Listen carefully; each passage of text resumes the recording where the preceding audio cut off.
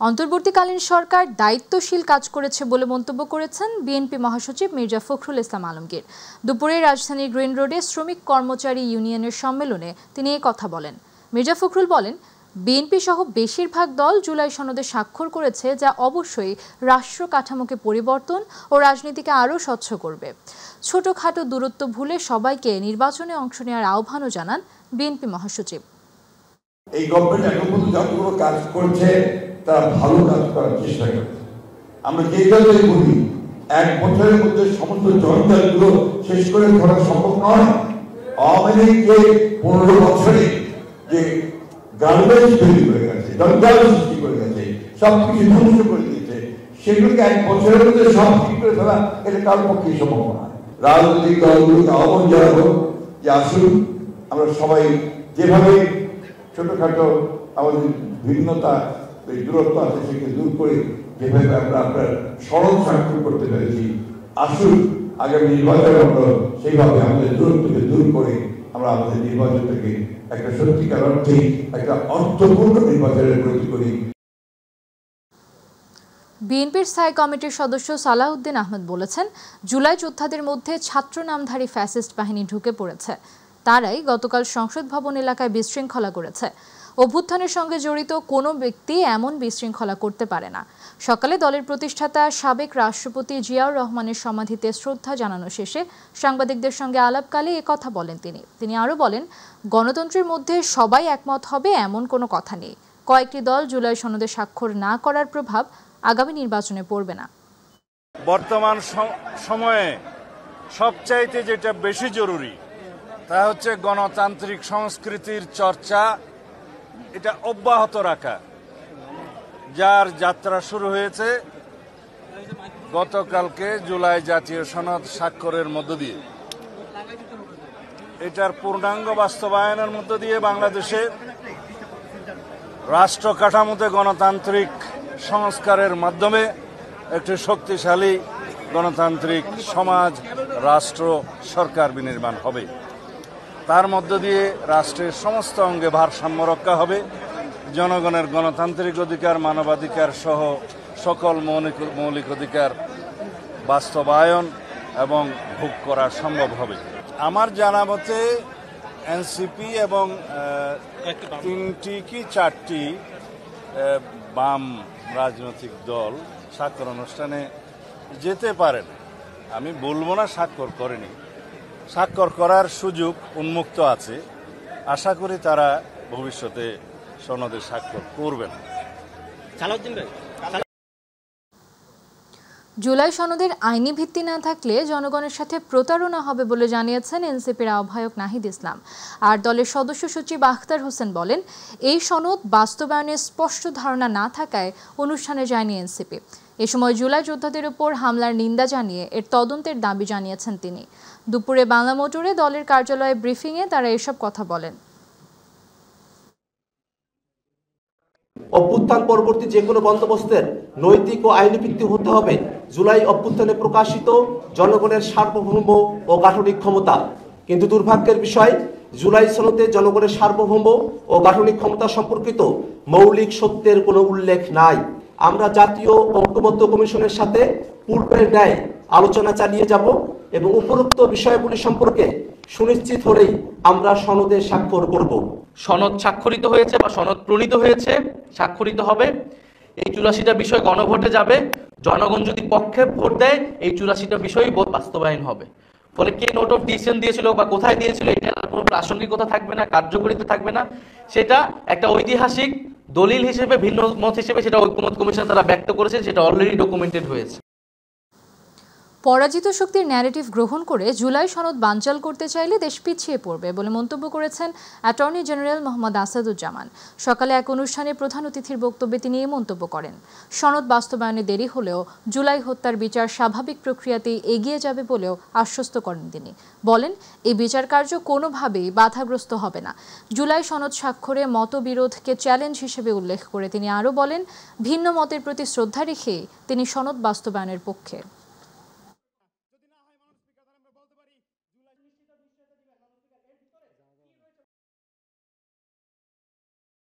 1400 মানুষ জীবন দিয়েছেন, 30,000 মানুষ পঙ্গুত্ব বরণ করেছেন। বিগত 16 বছরে 700-এর উপরে মানুষ গুম হয়েছেন।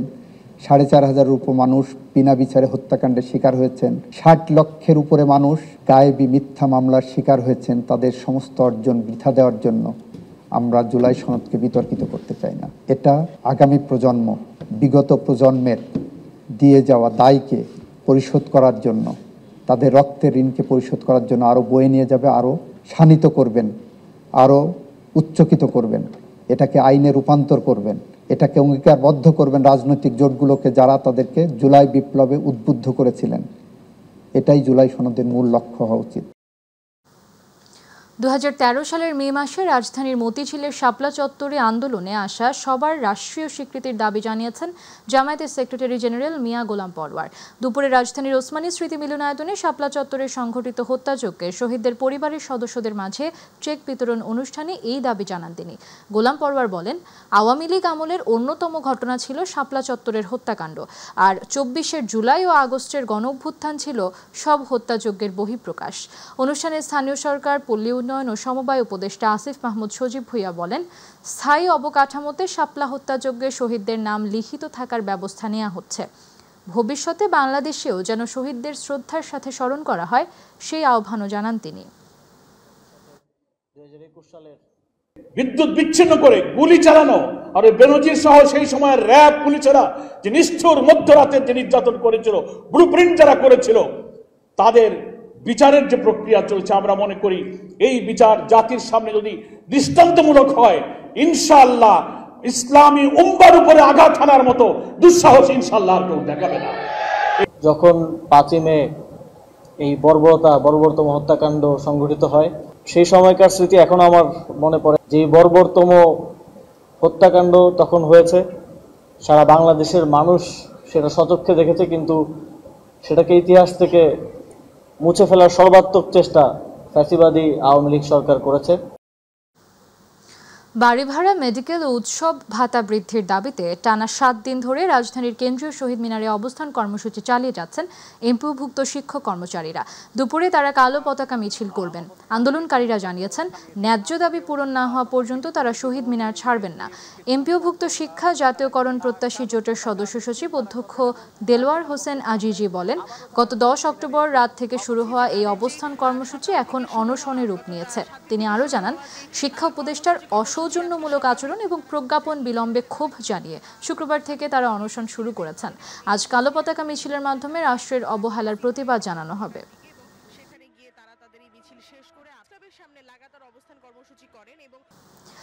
বিএনপি মহাসচিব মির্জা ফখরুল ইসলাম আলমগীর বলেছেন, দেশের দায়িত্বশীল রাজনৈতিক দল হিসেবে বিএনপি ও দলের ভারপ্রাপ্ত চেয়ারম্যান তারেক রহমান শিক্ষকদের ন্যায্য দাবির সঙ্গে নীতিগতভাবে একমত। এক বিবৃতিতে এসব কথা বলেন তিনি। বিবৃতিতে মির্জা ফখরুল বলেন, সর্বস্তরের শিক্ষকদের জন্য বিএনপির অগ্রাধিকার হল যুক্তিসঙ্গত আর্থিক সুবিধার নিশ্চয়তা সহ চাকরির নিরাপত্তা, শিক্ষকদের সর্বোচ্চ সামাজিক মর্যাদা এবং তাদের অবদানের রাষ্ট্রীয় স্বীকৃতি। বিএনপি মহাসচিব জানান, শিক্ষকদের যুক্তিসঙ্গত আন্দোলনকে পুঁজি করে পতিত স্বৈরাচারের সহযোগীরা যদি পরিকল্পিত বিশৃঙ্খলা সৃষ্টি করে দেশকে অস্থিতিশীল করার চেষ্টা চালায় কিংবা আসন্ন নির্বাচনের মাধ্যমে সুষ্ঠু গণতান্ত্রিক উত্তরণে প্রতিবন্ধকতা সৃষ্টি করতে চায়, তবে বিএনপি কোনো ধরনের নমনীয়তা প্রদর্শন করবে না।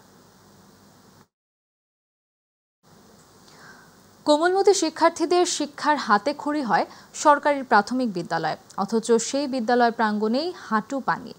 মানিকগঞ্জ সদর উপজেলার একটি স্কুলে সামান্য বৃষ্টিতে কাদা জল পেরিয়ে শিক্ষার্থীদের যেতে হয় শ্রেণীকক্ষে। প্রভাবশালী ব্যক্তিরা খাল ভরাট করায় সৃষ্টি হয়েছে জলাবদ্ধতা। এতে করে পড়ালেখার পাশাপাশি শারীরিক ও মানসিক বিকাশে মারাত্মক ব্যাঘাত ঘটছে কোমলমতি শিক্ষার্থীদের। প্রতিনিধি আজিজুল হাকিমের পাঠানো তথ্যচিত্রে বিস্তারিত জানাচ্ছেন জুবাইর রহমান। 1941 সালে মানিকগঞ্জ সদর উপজেলায় অরঙ্গবাদ এলাকায় প্রতিষ্ঠিত হয় বাড়াইভিকোরা অরঙ্গবাদ সরকারি প্রাথমিক বিদ্যালয়। সামান্য বৃষ্টিতেই হাঁটু পানি জমে থাকে দীর্ঘ 85 বছর ধরে শিক্ষার আলো ছড়ানো বিদ্যালয় প্রাঙ্গণ। নোংরা পানিতে থই থই করছে আঙিনা, আর কাদা জলে নাজুক অবস্থা বিদ্যালয় প্রাঙ্গণ। আর সেই দূষিত কাদা জল পেরিয়ে শ্রেণীকক্ষে যেতে হচ্ছে শিক্ষক শিক্ষার্থীদের। খেলাধুলার জায়গাটাও ময়লা আবর্জনায় ভরা। এখানে বৃষ্টিপাত হয় তখন আমাদের যে কেদা পড়াইতে অনেক ঘৃণা লাগে, অনেক আমাদের আসতে সমস্যা হয়, বই খাতা পড়ে যাওয়ার আশঙ্কা থাকে। পানির জন্য এদিকে হাঁটা অনেক কষ্ট। মারাত্মকভাবে ব্যাঘাত ঘটছে ক্ষুদে শিক্ষার্থীদের পড়ালেখায়, ফলে দিন দিন কমে যাচ্ছে শিক্ষার্থীর সংখ্যা। এদিকে সরকারি খাল প্রভাবশালীদের দখলে থাকায় এলাকায় জনদুর্ভোগের সৃষ্টি হচ্ছে। দখলমুক্ত হলেই বিদ্যালয়ে ফিরবে পাঠদানের সঠিক পরিবেশ। পোলাপানের পড়ালেখা ক্ষতি আছে, জায়গায় যে পচা জল মনে করেন ঘা উঠে যায়, পায়ে চুলকায়। ঔরঙ্গাবাদ সরকারি প্রাথমিক বিদ্যালয়ের সামনে সামান্য বৃষ্টিপাত হলেই স্কুল পড়ালেখার অনুপযোগী হয়ে যায়। অপরদিকে ক্ষুদে শিক্ষার্থীদের নিয়ে দুশ্চিন্তা ও জলাবদ্ধতার কথা তুলে ধরলেন অভিভাবক, শিক্ষক ও ইউপি সদস্য। গত কয়েক বছর যাবতই এইরকম বৃষ্টি হলেই জলাবদ্ধতার সৃষ্টি হয়, এতে গার্জিয়ান একটু আতঙ্কিত থাকে। খাদ্য পানি একটা সবসময় আতঙ্কে থাকতে হয় যে একটা বাচ্চা কোনো একটা যাতে অপ্রীতিকর ঘটনা না ঘটে। শিক্ষার্থীদের সমস্যা সমাধানের আশ্বাস দিলেন উপজেলা নির্বাহী অফিসার। কেউ ময়লা ফেলে হোক, কোনো প্রতিবন্ধকতা সৃষ্টি করে যখন খাল ভরাট করে ফেলছে, সেটার জন্য আমরা প্রয়োজনীয় ব্যবস্থা গ্রহণ করেছি অলরেডি। কোমলমতি শিক্ষার্থীদের পড়ালেখার সুস্থ পরিবেশ তৈরিতে দ্রুত সময়ের মধ্যে যথাযথ ব্যবস্থা গ্রহণের দাবি শিক্ষক, অভিভাবক সহ সকল শ্রেণী পেশার মানুষের। Zubair Rahman, My TV news. ব্রহ্মপুত্রের বিশাল বুকে সাদা কাশফুলের দোল, চোখ জুড়িয়ে দেওয়া এক অপার সৌন্দর্য। গাইবান্ধার ফুলছড়ির এই চর এখন যেন রূপকথার রাজ্য। নদীর বালুচরে সারি সারি কাশফুলে ঢেকে গেছে চারদিক, যেন প্রকৃতি নিজ হাতে বুনেছে শুভ্রতার এক চাদর। এই জনপদ এখন ধীরে ধীরে পরিণত হচ্ছে ভ্রমণ পিপাসুদের অন্যতম আকর্ষণীয় গন্তব্যে। প্রতিনিধি আফতাব হোসেনের রিপোর্ট, জানাচ্ছেন শামস তাবরির উচ্ছ্বাস। প্রতিদিনই ভিড় বাড়ছে দর্শনার্থীদের। কেউ পরিবার নিয়ে আসছেন, কেউ বন্ধুদের সঙ্গে মেতে উঠেছেন প্রকৃতির উৎসবে, কেউ আবার কাশবনের ভেতর দিয়ে হেঁটে খুঁজছেন প্রশান্তি, কেউ বা ক্যামেরায় বন্দি করছেন জীবনের রঙিন মুহূর্ত। স্থানীয়রা বলছেন এই কয়েক সপ্তাহেই যেন তাদের জীবনের সবচেয়ে ব্যস্ত ও আনন্দের সময়। হাজার হাজার পর্যটক আসে এখানে বেড়ানোর জন্য। আমাদের এলাকায় অনেক কাশবনদের ঢাকা, অনেক দূর দূরান্ত থেকে মানুষ আসে এই জায়গায় ঘুরতে ফিরতে। স্থানীয় নৌকা চালকরা জানায়, দর্শনার্থীদের কারণে চরের সৌন্দর্য আরো বৃদ্ধি পেয়েছে। আগে শুধু কৃষিকাজ করতেন, এখন মানুষ ঘুরতে আসেন নৌকা দিয়ে। সহযোগিতার পাশাপাশি আয়ও বাড়ছে। গরিবের জন্য কক্সবাজার, যারা কক্সবাজার যেতে পারে না তারা এখানে আসে বিনোদন পাওয়ার জন্য। যতই আমরা অন্যদের ঘুরাই, আমাদেরই বেশি ভালো লাগে এই প্রকৃতির এই সৌন্দর্যটা। সূর্যের আলোয় ঝিলমিল করছে নদীর পানি, শিশুরা খেলছে, পাখি উঠছে। ব্রহ্মপুত্রের এই চরণভূমি শুধু প্রকৃতি নয়, এখানে লুকিয়ে আছে সম্ভাবনার বিশাল ভান্ডার। দেশীয় পর্যটকের পাশাপাশি বিদেশি পর্যটকেরও দেখা মিলছে এখানে। এখানে এসে আমার অনেক ভালো লাগতেছে। কাশফুল সাদা মনোরম পরিবেশ আমার অনেক ভালো লাগতেছে। পরিবেশ তো মোটামুটি দেখলাম অনেক সুন্দর। আল্লাহ সৃষ্টি তো, প্রকৃতির দেশ অনেক সুন্দর। কেউ ফ্রেন্ড সার্কেল, কেউ ফ্যামিলি, বিভিন্ন জনের সঙ্গে আসছে। কাশবন, নদী, পাখি আর নৈসর্গিক সৌন্দর্য ঘিরে এখানে গড়ে উঠতে পারে টেকসই ইকো ট্যুরিজম জোন। যদি পরিকল্পিতভাবে এই অঞ্চলকে ইকো ট্যুরিজম কেন্দ্র হিসেবে গড়ে তোলা যায়, তাহলে স্থানীয়দের জীবিকা যেমন সমৃদ্ধি হবে, তেমনি সংরক্ষিত থাকবে এই অপরূপ প্রকৃতি, জানালেন চর ও নদী গবেষক। মাসব্যাপী বা আরেকটু কিছু বেশি সময় ধরে এই কাশফুল, কাশবন আমাদের এতটাই বিনোদন দেয়, এতটাই বিনোদন দিতে পারে, যা অন্যতম একটি সম্ভাবনার দুয়ার খুলে দিতে পারে ইকো ট্যুরিজমের ক্ষেত্রে চর অঞ্চলে।